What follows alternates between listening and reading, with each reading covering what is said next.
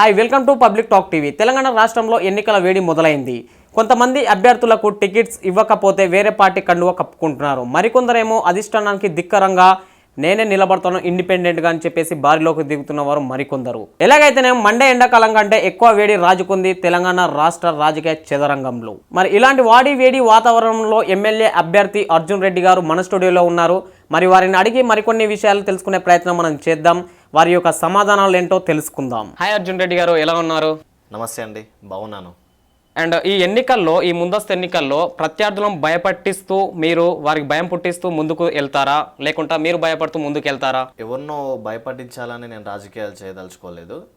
వాళ్ళను భయపట్టించడం నా ఉద్దేశం కాదు. ప్రజలకు నేను ఏ విధంగా సేవ చేయాలి, ప్రజలకు ఉపయోగపడే రాజకీయాలు ఎలా చేయాలనేదే నా ముఖ్యమైన గోల్. సో నేను ప్రజలకు ఆ విధంగానే చేరువవ్వాలనుకున్నాను. ఎవరినో భయపట్టించాలని, నేను భయపడాలని రాజకీయాలు చేయదలుచుకోలేదు. ఒకవేళ నేనే భయపడతా అనుకుంటే మాత్రం ఇంత దూరం ప్రయాణించకపోయేటోని. వాళ్ళకు భయపడటం అయితే ఆదిలోనే వెనుక తిరిగేవాని. భయపడే సమస్యనే లేదు. ప్రజలకు నేను ఏం చేయాలనుకుంటున్నానో అది వివరిస్తూ ఖచ్చితంగా ప్రజల్లోకి వెళ్తా. ఖచ్చితంగా ఇందులో ఎలాంటి అనుమానం లేదు. ఓకే, ఎవరికి భయపడను, ఎవరిని భయపెట్టేయను అనే సిద్ధాంతంతో మీరు ముందుకు వెళ్తున్నారు. అయితే మీ తాతగారు హనుమంత్ రెడ్డి గారు 4 సార్లు మీ ఊరు పోల్కంపల్లి కదా, పోల్కంపల్లిలో సర్పంచ్గా చేశారు. అండ్ మొన్నటి వరకు మీ అమ్మ శ్రీమతి పద్మారెడ్డి గారు వాళ్ళు కూడా చేశారు. అయితే మీది ఆల్రెడీ నేపథ్యము రాజకీయ కుటుంబం నుంచి వచ్చినటువంటి నేపథ్యమే. అయితే మాది కంప్లీట్గా రాజకీయ నేపథ్య కుటుంబం అని ఏం చెప్పట్లేను. మాది వ్యవసాయం పైన ఆధారపడిన కుటుంబము. మా తాతయ్య వారు రాజకీయాలు చేయడానికి కల్వకుర్తి మాజీ ఎమ్మెల్యే దేప గోపాల్ రెడ్డి తాతయ్య గారు వారు ఇన్స్పిరేషన్ మా తాతయ్యలు రాజకీయాలు చేయడానికి. తర్వాత మా తాతయ్యలను చూసి మా నాన్న వాళ్ళు రాజకీయాలు, మా తాతయ్యను ఇన్స్పిరేషన్ తీసుకొని మా నాన్నగారు రాజకీయం చేశారు. మా నాన్నగారిని చూసి నేను రాజకీయాల్లోకి రావాలని ఇన్స్పిరేషన్ తీసుకొని ముందుకు వచ్చాను. సో రాజకీయ నేపథ్యం కుటుంబం కాకపోయినా కంప్లీట్గా, కానీ మా ఇంట్లో ఆ వాతావరణము రాజకీయాల గురించి నేపథ్యం చర్చలు జరుగుతూనే ఉండేటివి ఎప్పుడు. ఓకే అర్జున్ రెడ్డి గారు, అయితే మీరు ఇప్పుడు ప్రతినిత్యం వహించేటువంటి కల్వకుర్తి నియోజకవర్గంలో ప్రజల యొక్క సమస్యలు ఏంటి, వాటిని మీరు ఎలా అధిగమించాలని అనుకుంటున్నారు? మా నియోజకవర్గంలో సాధక బాధలు తీసుకుంటే మొదటగా నేను ఈ 3 ఇయర్స్ ఈ రాజకీయం చేస్తున్న ఈ 3 ఇయర్స్ నా జర్నీలో మొదటగా గమనించింది నిరుద్యోగ సమస్య. మొదటగా మా యువత జాబ్స్ లేక చాలా సతమతం అవుతున్నారు. అలాంటి వాళ్ళకి నేను ఒక మార్గదర్శకుడిగా ఉండాలనుకుంటున్నాను.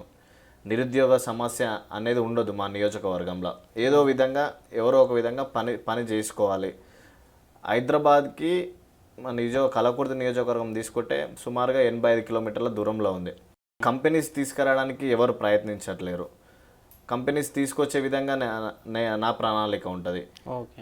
నిరుద్యోగ సమస్య ఏ విధంగా పరిష్కరించబడుతుందో ఆ విధంగా నా చర్యలు తీసుకుంటూ ముందుకెళ్తా. ఇంకా నియోజకవర్గంలో సమస్యలు మెయిన్గా నేను గమనించింది ఏంటంటే తండలకు రోడ్స్ లేవు. మెయిన్గా ప్రతి మండల్లో చూశాను. తలకొండపల్లి మండల్, వెల్దండ అండ్ మాడుగుల మండల్ చాలా తండలలోకి వెళ్ళాను నేను నిన్నమన్నా.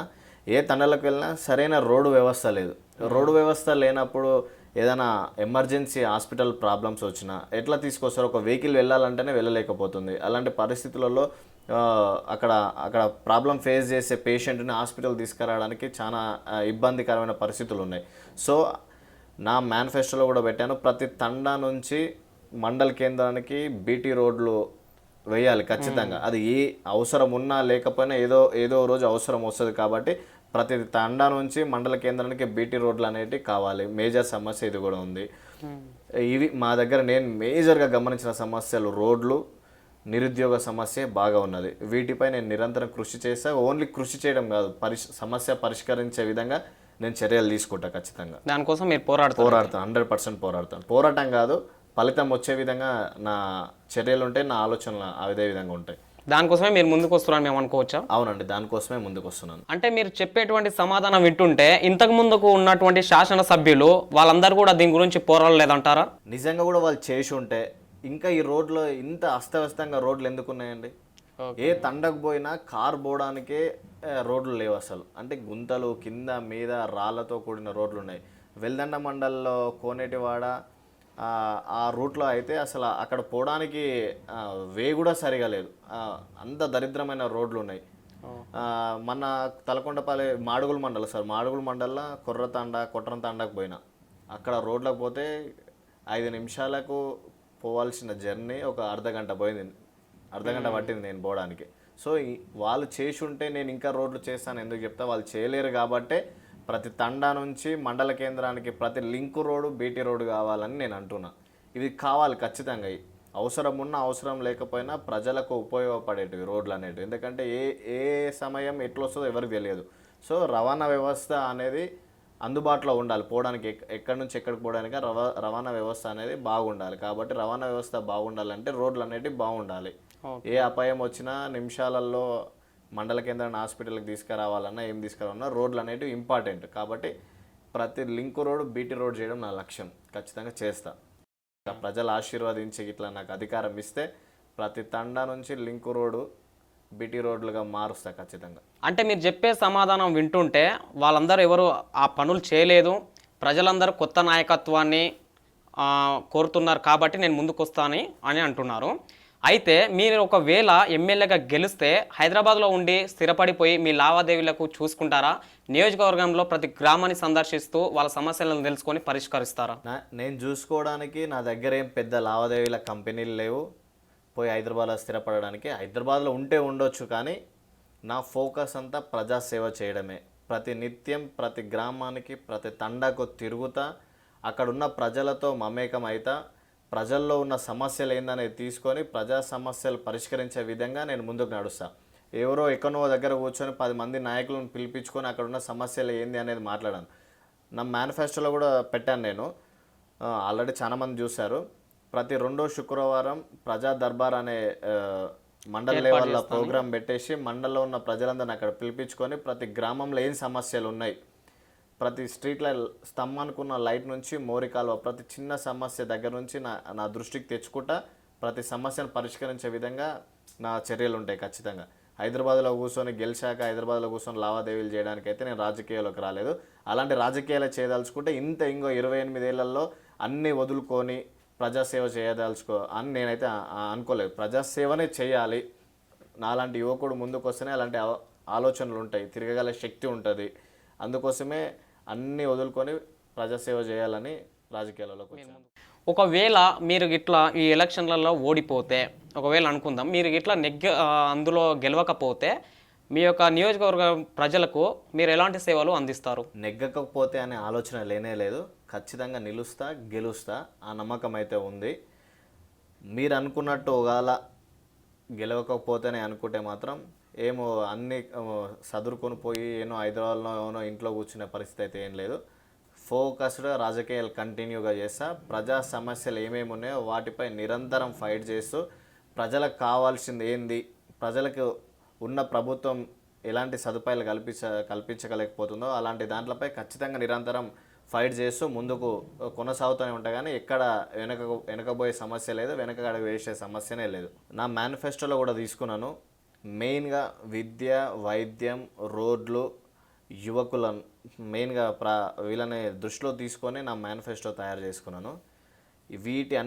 ఈ సమస్యలు అన్నీ తీరే విధంగా ఖచ్చితంగా నా కృషి ఉంటుంది, నా ఫైటింగ్ అనేది ఖచ్చితంగా ఉంటుందండి. అంటే మీరు ఎమ్మెల్యే గెలిచినా గెలవకపోయినా ఇవైతే చేస్తూ ఉంటారు? ఎమ్మెల్యే గెలిచినా గెలవకపోయినా వీటన్నిటిపైన నిరంతరం ఫైట్ చేస్తాం.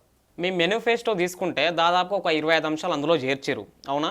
అంటే మీరు ఇవి ఎమ్మెల్యేగా అయితేనే ఎందుకు చేయాలి? ఇప్పటి వరకు మీరు ఎందుకు పోరాడలేదు ఆ సమస్యల మీద? మీరు కొన్ని సమస్యలు అయితే ఏవైతే చెప్పారో దాని మీద ఎందుకు పోరాడలేకపోయారు? మరి మీరు ఎమ్మెల్యేగా అయితేనే నేను ఆ సమస్యలు పరిష్కరిస్తా అని ఆ మేనిఫెస్టో తయారు చేసుకున్నా. కానీ ఒకవేళ ఎమ్మెల్యే అయితేనే పరిష్కరించాలని కాదు, నాకు మీరు అంటున్న ప్రకారం ఎందుకు చేయలేకపోయారు అని అంటే, ఈ 3 ఏళ్ళు నేను ప్రజలకు చేరువవడము, ప్రజలకు ఏ విధంగా అయితే చేరువాలో ఆ విధంగా ప్రయత్నాలు చేసుకుంటూ వచ్చాను. ఇంకా ఈ 3 ఇయర్స్ గ్యాప్లో నేను ఏం చేశాను అంటే ప్రజా సమస్యలు ఏమేమి ఉన్నాయి, ప్రజలకు ఏమేమి కావాలి, ఏ అవసరాలు ఉన్నాయి అనేది తెలుసుకొని ఆ 25 పాయింట్లు అనేది మేనిఫెస్టోగా తయారు చేసుకున్నాను.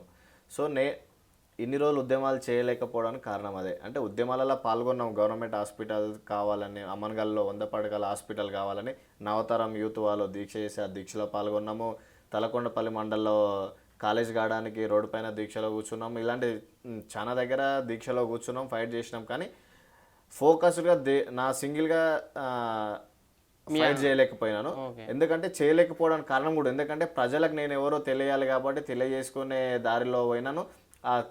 ఆ విధంగా ముందుకెళ్తూ ప్రజా సమస్యలు ఏమేమి ఉన్నాయి కూడా తెలుసుకొని ఆ 25 పాయింట్లు రాసుకున్నాను. ఏదో రూమ్లో కూర్చొని ఆ 25 పాయింట్లు నేను ఇది చేసా అని ఏం చెప్పట్లేను. ప్రజల్లో తిరిగే ప్రజలకు ఏం అవసరం ఉన్నాయనేది చూసుకొని ఆ 25 పాయింట్లు రాశాను. రేపు గెలిచినా గెలవకపోయినా ఆ 25 పాయింట్లు ఏమేమి ఉన్నాయో అవి ప్రజలకు అందించడానికి ఖచ్చితంగా నేను ఫైట్ చేస్తాను. అండ్ మీ మేనిఫెస్టో తీసుకుంటే అందులో ఇంకో అంశం కూడా చేర్చిరు, అభివృద్ధికి నోచుకోలేని మైసగండి ఆలయాన్ని అభివృద్ధి చేస్తా అని మీరు అంటారు. ఆల్రెడీ అక్కడ పంతునాయక్ గారు మంచిగానే అభివృద్ధి చేసిరు, అక్కడ ఉన్నటువంటి ప్రజలు కూడా మంచిగానే అనుకుంటున్నారు మా ఆలయం బాగా అభివృద్ధి చెందిందని.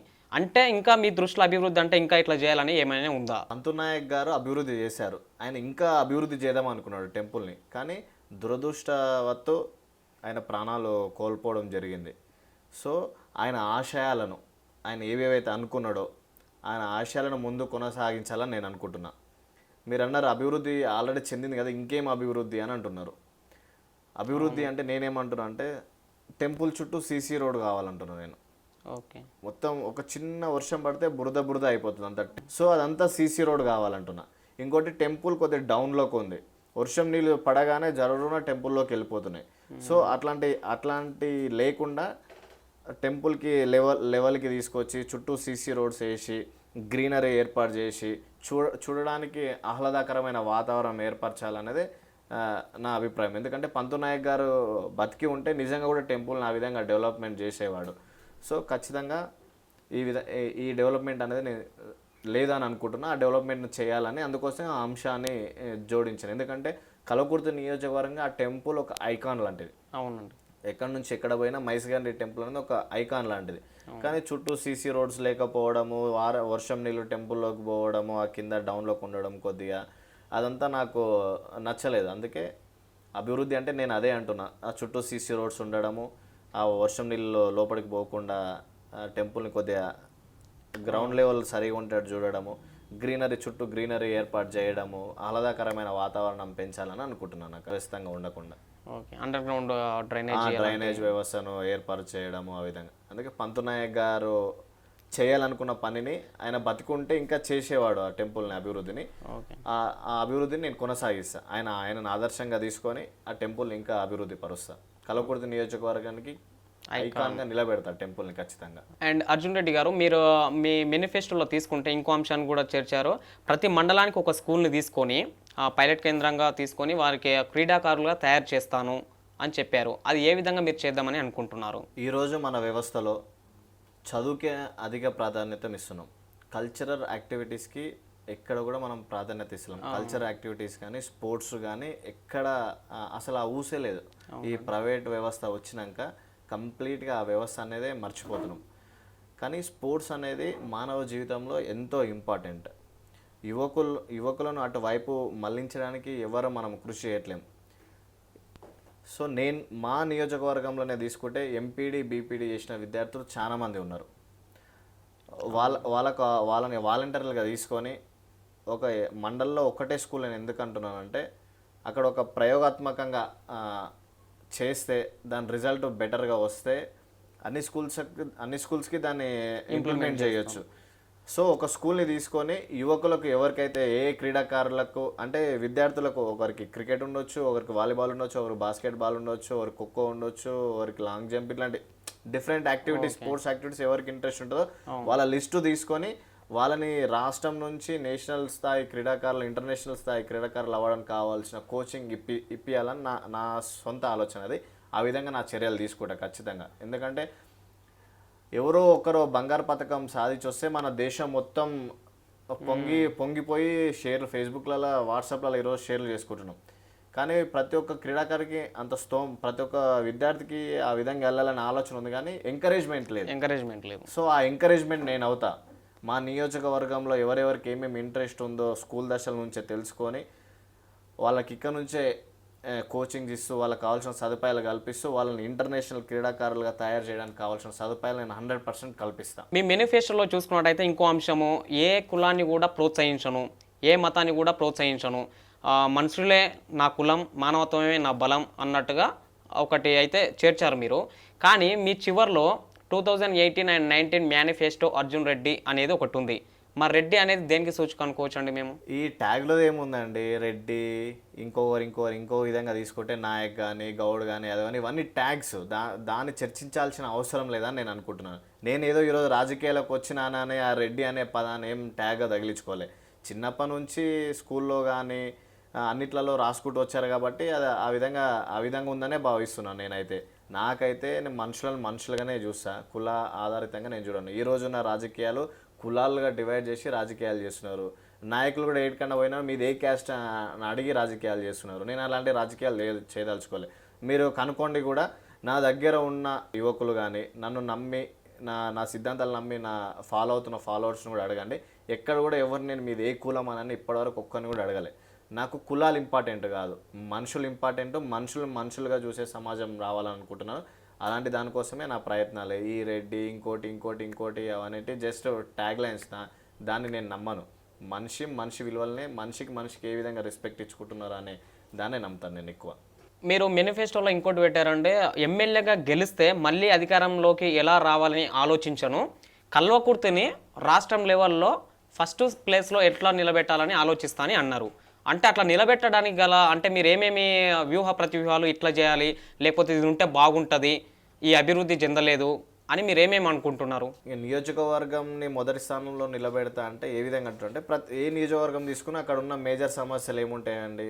రైతులకు కావాల్సిన సదుపాయాలు కరెక్ట్గా కల్పించాలి. అంటే ఏ విధంగా అంటే నకిలీ విత్తనాలు అందకుండా, వాళ్ళు పండించిన పంటని సరి అయిన దాపెట్టుకోవడానికి గోడాంలే వాళ్ళకి అందించడం కానీ, మార్కెట్లో వరకు సరైన ధర కల్పించడంలో అవన్నీ నేను దగ్గరుండి చూసుకుంటా. ఎవరో ఏదో షాప్లో పోయి విత్తనాలు తీసుకోండి ఆ వ్యవస్థ నడుస్తుంది. ఇప్పుడు ఎక్కడో ఒక దగ్గర విత్తనాలు తీసుకోవడం అది కల్తీదా లేకుంటే మంచిదా అనేది తెలియలేకపోతున్నారు. కానీ నేను ఒక వ్యవస్థను ఏర్పాటు చేస్తాను. రైతులకు అందే విత్తనాలు ఏమేమి మన మార్కెట్కి అంటే మన టౌన్లోకి వస్తున్నాయి, వాటన్నిటి మీద దృష్టి కేంద్రీకరిస్తా. సరి అయిన విత్తనాలు అందుతున్నాయా లేదా రైతులకు అనేది దృష్టి కేంద్రీకరించి రైతులకి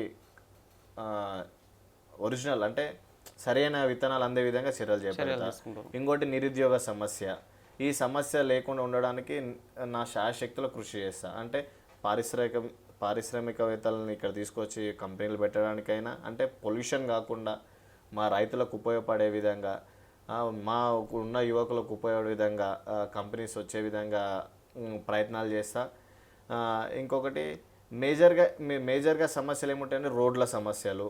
ఒక గ్రామాన్ని తీసుకుంటే ఆ గ్రామానికి కావాల్సిన రోడ్లు కానీ, మౌలిక సదుపాయాలు మెయిన్గా ఏమంటే ఆ ఊర్లో ఉన్న లైట్స్, తాగడానికి కావాల్సిన నీరు, ఈ ఒక ఊరు కావాల్సిన సీసీ రోడ్లు కానీ, అక్కడ ఒక గ్రంథాలయం ఏర్పాటు, ఇలాంటివి మేజర్గా ఒక గ్రామంలో ఉండాల్సిన సదుపాయాలు, మౌలిక సదుపాయాలు ఇవన్నీ ప్రతి గ్రామంలో ఉంటే నియోజకవర్గం ఆటోమేటిక్గా మొదటి స్థానంలో ఉన్నట్టే, డెవలప్మెంట్ అయినట్టే. ఇప్పటికి మా నియోజకవర్గంలో మేజర్గా తండాలకి ఇంకా లైట్స్ లేవు స్తంభాలకి. సో అలాంటి ఏ తండన ఉండని, ఏ ఊరైనా ఉండని నిరంతరం టైంకి ప్రతి స్తంభానికి లైట్ వెలగాలి, కావాల్సిన త్రాగునీరు వాళ్ళకి అందాలి, సీసీ రోడ్లు, రవాణా వ్యవస్థ మంచిగా కావడానికి, లేకుంటే ఆ ఊర్లలో ఉన్న రోడ్లు కానీ ఇవన్నీ బాగు చేయడానికి ఖచ్చితంగా కృషి చేస్తా.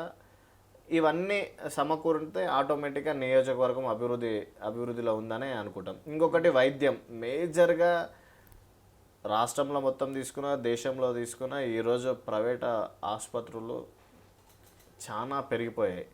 గవర్నమెంట్ హాస్పిటల్స్ అనేది సదుపాయాలు కలిగించలేని పరిస్థితుల్లో ఉన్నారు. ఉన్న రాజకీయ నాయకులు కూడా అక్కడ ఏం జరుగుతుందని దృష్టి కేరించలేకపోతున్నారు. నిజంగా గవర్నమెంట్ హాస్పిటల్లో ప్రజలకు వైద్యం అందుతుందా సక్రమంగా, డాక్టర్స్ టైం టు టైం డ్యూటీలో ఉంటున్నారా అనేది ఎవరు పట్టించుకోవట్లేదు. కానీ నేను ఆ మిస్టేక్ చేయదలుచుకోవట్లేదు. నేను ఒకవేళ ప్రజలు ఆశీర్వదించిన నాయకునికి ఎన్నుకుంటే మాత్రం ప్రైవేట్ ఆసుపత్రుల కంటే ధీటుగా నా నియోజకవర్గంలో ప్రభుత్వ ఆసుపత్రులు వెలగాలి.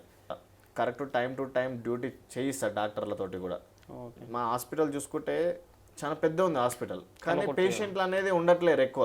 ప్రైవేట్ ఆసుపత్రుల వైపే మొగ్గు చూపుతున్నారు. అంటే ఎందుకు మొగ్గు చూపుతున్నారంటే ఇక్కడ ఉన్న వ్యవస్థ సరిగా లేదు. అంటే సమయానికి డాక్టర్లు లేకపోవడము, సరైన సదుపాయాలు కల్పించలేనప్పుడే ఆ విధంగా పోతున్నారు. సో నేను ఆ తప్పు చేయను, ఇక్కడ ఉండి వాళ్ళతో పని చేయిస్తా. ఖచ్చితంగా వైద్యం అనేది ఆస్తులు అమ్ముకోనైనా ప్రాణాలు కాపాడుకోవడానికి ఈరోజు మనం వెనకడట్లేము. సో వైద్యం అనేది ఫ్రీగా జరగాలి ఖచ్చితంగా. అది ఏదో పెద్ద మేజర్ ప్రాబ్లం అయితేనే హైదరాబాద్కి రావాలి. ఈ రోజున్న గవర్నమెంట్ హాస్పిటల్స్ ప్రాథమిక వైద్యాలకే పరిమితం అయిపోయినాయి. అదే ఏమనుకుంటున్నంటే మెయిన్గా ఈ విద్య, వైద్యం, రైతులకు కావాల్సిన సదుపాయాలు, యువకులను క్రీడాకారుల తయారు చేసే ప్రణాళిక కానీ, కావాల్సిన రోడ్లు కానీ, గ్రామాల్లో ఉన్న సదుపాయాలు అన్ని, మౌలిక సదుపాయాలు అన్నీ సమకూరిస్తే ఆటోమేటిక్గా నియోజకవర్గం అనేది ముందు వరుసలోకి వెళ్తుంది. అదే మీరు చేస్తున్న డెవలప్మెంట్. ఓకే అర్జున్ రెడ్డి గారు. అండ్ ఇంకో విషయం ఏంటంటే మీ నియోజకవర్గంలో మీ మీద అంటే పబ్లిక్లో ఉన్నటువంటి టాక్ ఏంటంటే మీ మీద అర్జున్ రెడ్డి గారు ఇంతవరకు ఎక్కువ పార్టీలు మారారు అనేది మీ నియోజకవర్గంలో ఉన్నటువంటి పబ్లిక్ టాక్. దీని మీద మీ స్పందన ఏంటి? పార్టీలు మారినా అంటే అది నా వ్యక్తిగత స్వార్థాల కోసం అయితే నేనేం పార్టీ మారినా అనుకోలేదు. ప్రజా శ్రేయస్సు కోసం, ప్రజలకు మంచి చేయాలనే ఆలోచనతోటే వివిధ పార్టీలు మారాను. ముందు తెరాస పార్టీలో ఉన్నాము. ఆ రోజు రాష్ట్రం ఏర్పడడానికి కీలక పాత్ర తెరాస పార్టీ పోషించింది. సో అక్కడుండి ఉద్యమాలు చేసాం అచ్చంపేటలో ఉండి. తెరాస పార్టీ నాయకత్వంలో, కేసీఆర్ గారి నాయకత్వంలో ఆ రోజు తెలంగాణ ఉద్యమంలో పాల్గొన్నాము. ఆఫ్టర్ దట్ ఉద్యమం వచ్చినాక అనుకున్న విధంగా కేసీఆర్ గారు చేయట్లేరు. అంటే బంగారు తెలంగాణ చేస్తాను అన్నారు, కానీ వాళ్ళ కుటుంబమే బంగారు తెలంగాణ అయ్యింది. 1,00,000 ఉద్యోగాలు వస్తాయన్నారు, వాళ్ళ ఇంట్లో 5 ఉద్యోగాలు వచ్చినాయి, కానీ తెలంగాణ ప్రజలకు వచ్చిన ఉద్యోగాలు ఏం లేవు. అన్ని విధాలుగా ఇట్లా తీసుకుంటే ప్రతిదీ కేసీఆర్ గారు చెప్పినవి అన్నీ ఫాల్సే అనిపించినాయి నాకు. అంటే బంగారు తెలంగాణ దిశగా ఎక్కడ అడుగులు పడట్లేవు. వాళ్ళ కుటుంబం బంగారు కావడానికి అడుగులు పడుతున్నాయి. సో నచ్చక ఆ సమయంలో రేవంత్ రెడ్డి అన్నగారు ప్రభుత్వంపై తన పోరాటాన్ని ప్రజలకు కావాల్సిన విధంగా పోరాటాలు చేస్తున్నాడు. సో రేవంత్ అన్న నాయకత్వంలో పనిచేసే ప్రజలకు మనం కూడా మంచి చేయొచ్చు అని ఆలోచించి ఆ రోజు టీడీపీ పార్టీలో జాయిన్ అయినాం. నిజంగా కూడా నా స్వార్థమే ఉంటే, స్వార్థం కోసమే రాజకీయ పార్టీలు మారిన అనుకుంటే ఏదో రాజకీయ నాయకుని వెనుక ఉంటూ ఆ నాయకునికి జై కొట్టుకుంటూ తిరుగుతుంటే, కానీ ఈ విధంగా రెబల్గా వచ్చి పోటీ చేశానైతే ముందుకు రాకపోయేటోని. ప్రజల బాగోగుల కోసమే పార్టీలు మారారు. సో పార్టీల నుంచి కాలేదు కాబట్టి ఇండిపెండెంట్గా ఉండి ప్రజల కోసం పోటీ చేయాలనుకుంటున్నా కాబట్టి ఇండిపెండెంట్గా ముందుకు వస్తున్నాను. ఓకే అండి అర్జున్ రెడ్డి గారు, మీరు ఇండిపెండెంట్గా బారిలోకి దిగుతాని అంటున్నారు. ఒకవేళ మీరు గెలిచిన తర్వాతగా వేరే పార్టీలోకి వెళ్ళరు అనే నమ్మకం ఏంటి? అండ్ అదేవిధంగా నామినేషన్ వేసిన తర్వాత ఎవరైనా ఒక అభ్యర్థి మా సైడ్కి రా అని చెప్తే మీరు అమ్ముడు పోరు అనే గ్యారెంటీ ఏంటి అనేది పబ్లిక్ టాక్. దీని మీద మీ స్పందన ఏంటి? గెలిచాక ఏ పార్టీలకు వెళ్తావు అంటే దాని దగ్గర ఇప్పుడు సమాధానం లేదు. ఎందుకు ఈ మాట అంటున్నా అంటే, రేపు గెలిచాక ఏదో ఒక పార్టీ కావాలి కాబట్టి నా సొంత స్వలాభం చూసుకోకుండా నా నియోజకవర్గానికి ఏమేం కావాలి అనే నిధులు తీసుకుపోయి వాళ్ళ ముందు ప్రపోజల్ పెట్టి వాటన్నిటికీ వాళ్ళు సానుకూలంగా స్పందిస్తే అప్పుడు పార్టీల గురించి ఆలోచిస్తా.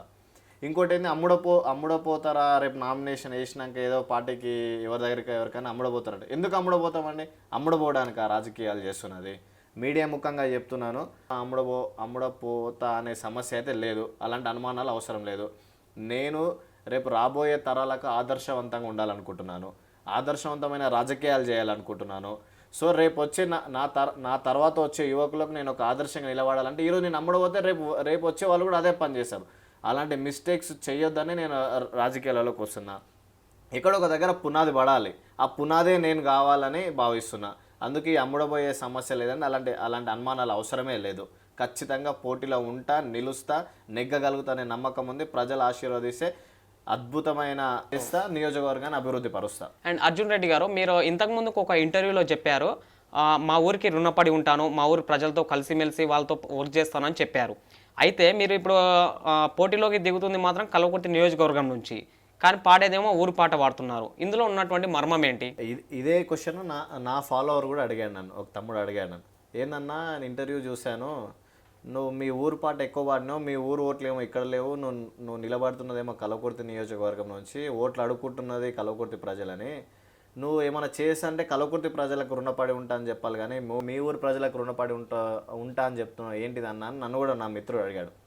నేనేమంటున్నా అంటే, మనకు తల్లి జన్మనిస్తుంది, తర్వాత ఫ్రెండ్స్ వస్తారు, తర్వాత అక్క చెల్లెలు ఉంటారు, లైఫ్ మిత్రులు అవుతుంటారు, తర్వాత పెళ్ళి అవుతుంది, పిల్లలు పుడతారు. కానీ ఎంతమంది మన లైఫ్లో మనతో అటాచ్మెంట్ అవ్వకుంటూ వచ్చినా మన కన్న తల్లిని అయితే మనం మర్చిపోలేము కదా. సో నా ఊరు కూడా నాకు కన్న తల్లి లాంటిదే. సో నేను ఇక్కడ వచ్చి నియోజకవర్గ ప్రజలకు సేవ చేస్తా అని అడుగుతున్నానంటే ఆ రోజు ఆ ఊరు ప్రజలు పెట్టిన భిక్షనే. ఆ రోజు ఆ ప్రజలకి ఇట్లా మా మమ్మీని ఆదరించి, మా కుటుంబాన్ని ఆదరించి, మమ్మల్ని సర్పంచ్గా గెలిపించకపోతే నేను ఇంత దూరం ప్రయాణించేవాడిని కాదు, నాకు వేదిక ఏర్పడేది కాదు. సో అందుకోసమే పుట్టిన ఊరిని మర్చిపోవద్దు అంటున్నా. కన్న తల్లిని ఎట్లయితే మర్చిపోదని అంటామో పుట్టిన ఊరిని కూడా మర్చిపోదు అంటారు. నా ఫోకస్ అంతా నా నియోజకవర్గం పైనే ఉంటుంది 100%. అందులో ఎలాంటి డౌట్ లేదు. 100% నిరంతరం కలకుర్తి నియోజకవర్గ ప్రజల అభివృద్ధి కోసమే పనిచేస్తా. అండ్ అర్జున్ రెడ్డి గారు, మీ పోస్టర్స్ చూస్తే అందులో అంబేద్కర్ గారి యొక్క బొమ్మ అండ్ ఆయన చెప్పినటువంటి మంచి మంచి వర్డ్స్ అవన్నీ అందులో ఉంటున్నాయి అనమాట. అంటే ఆయన ఇన్స్పిరేషన్ తీసుకుంటున్నారా నిజంగా, లేకపోతే ఓట్ల కోసమేనా? ఓట్ల కోసం నేను అంబేద్కర్ గారి బొమ్మ పెట్టుకోవట్లేను. ఆయన నాకు నిజంగా కూడా ఇన్స్పిరేషన్. ఎందుకంటున్నంటే ఒక మనిషిని మనిషిగా చూడలేని సమాజంలో పుట్టి మన భారతదేశానికే రాజ్యాంగాన్ని అందించిన వ్యక్తి. ఈరోజు ప్రపంచ దేశాలంతా ఆయనను పొగిడే విధంగా ఆయన ఎదిగారు.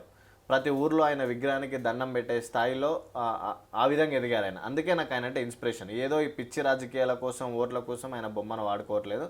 ఆయన నాకు నిజంగానే ఇన్స్పిరేషన్. ఆయన ఫాలో అవుతా ఖచ్చితంగా. ఎవడేమనుకున్నా, ఎదవ ఏమనుకున్నా కూడా అంబేద్కర్ గారు బొమ్మ పెట్టుకుంటా, ఆయన సిద్ధాంతాలను ఫాలో అవుతా, ఖచ్చితంగా ఆచరిస్తా. అండ్ అర్జున్ రెడ్డి గారు, ఇప్పుడున్నటువంటి రాజకీయ పార్టీల మీద మీకున్నటువంటి అభిప్రాయం ఏంటి? రాజకీయ పార్టీలు అన్నీ ఈరోజు ఎట్లా ఆలోచిస్తున్నాయి అంటే, ఎంతసేపు ఉన్న వాళ్ళ పార్టీ డెవలప్మెంట్ కోసమే ఆలోచిస్తున్నారు. అంటే పార్టీలోకి ఏ నాయకులను తీసుకుందాము, మా పార్టీని ఎట్లా బలోపేతం చేద్దాం అనే మీదనే దృష్టి కేంద్రీకరిస్తున్నారు. ప్రజలకు కావాల్సిన సదుపాయాలు ఏంది, ప్రజలకు అభివృద్ధి కావాల్సిన పనులు ఏంటి అనే విధంగా చర్యలు తీసుకోవట్లేదు. ఏదో తూతూ తమ్మగా అభివృద్ధి పనులు చేపడుతున్నారు. చెప్పే మేనిఫెస్టో ఏమో ఇంత ఉంటుంది, చేసే పనులేమో ఇక్కడ లో యాంగిల్లోనే ఉండిపోతున్నాయి. సో చెప్పే పనులు కూడా ఆ యాంగిల్కి వెళ్ళాలనేది నా ఆలోచన. నిజంగా రాజకీయ పార్టీలో చిన్న లాజిక్ని మర్చిపోతున్నారు. మెయిన్గా ప్రజలకు సేవ చేస్తే వాళ్ళే ఆశీర్వదించి మళ్ళీ పట్టం కడతారు అనే ఒక చిన్న లాజిక్ని మిస్ అయ్యి పార్టీ ప్రతిష్ట కోసమే పనిచేస్తున్నారు. వాడు ఆ పార్టీ నుంచి ఈ పార్టీలకు తీసుకోవడం, ఈ పార్టీ నుంచి ఆ పార్టీలకు తీసుకొని టికెట్లు వేయడం మీదనే దృష్టి కేంద్రీకరిస్తున్నారు. ఇది ఈ విధంగా వ్యవస్థ ఉండొద్దు. రాజకీయ ప్రక్షాళన జరగాలని నేను కోరుకుంటున్నాను. యువకులు వస్తేనే ఆ విధంగా రాజకీయ ప్రక్షాళన జరుగుతుంది. అర్జున్ రెడ్డి గారు, మీరు చివరగా యువతకి ఇచ్చే సందేశం ఏంటి? భారతదేశ సంపద అంటే ఈరోజు ఖనిజ వనరులు అని అనుకుంటున్నారు. అసలైన సంపద మన భారతదేశ యువత. సో యువత రాజకీయాల్లోకి రండి, రాజకీయాల్లో యువతను ఎన్నుకోండి. అప్పుడే మన పరిపాలన వ్యవస్థ మారుతుంది. కాబట్టి నేను యువతకు మెయిన్గా ఇచ్చే సందేశం ఏంటంటే, అన్ని రంగాలతో పాటు రాజకీయాన్ని కూడా ఒక సేవా దృక్పథ భావంతో ఎన్నుకోండి, రాజకీయాల్లోకి రామని కోరుకుంటున్నాను. యువతకి నేను ఇచ్చే సందేశం ఇదే. ఓకే, థ్యాంక్ యూ అండి అర్జున్ రెడ్డి గారు. మేము అడగగానే మీ అమూల్యమైన టైంను మాకు ఇచ్చారు. అండ్ మేము అడిగిన ప్రశ్నలకు మా పబ్లిక్ టాక్ టీవీ ప్రేక్షకుల గురించి సమాధానాలు చెప్పారు. ధన్యవాదాలు అండి. థ్యాంక్ యూ అండి. Please subscribe to Public Talk TV. Please subscribe Public Talk TV. Please subscribe Public Talk TV. Tell me pretty lies, look me in the face. Tell me that you love me.